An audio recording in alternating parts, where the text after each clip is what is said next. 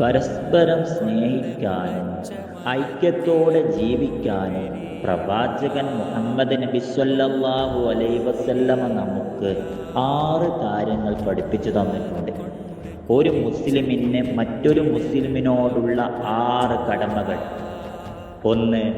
കണ്ടുമുട്ടുമ്പോൾ സലാം പറയുക. 2. ക്ഷണിച്ചാൽ സ്വീകരിക്കുക. 3.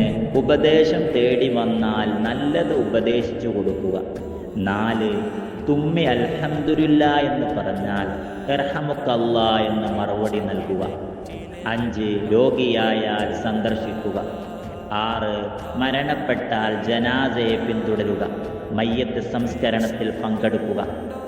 ബന്ധങ്ങൾ ഊഷ്മളമാക്കാൻ ഈ 6 കാര്യങ്ങൾ നമ്മുടെ ജീവിതത്തിൻ്റെ ഭാഗമാക്കാം. നന്മ പകരൂ, സ്നേഹം നിലനിർത്തൂ.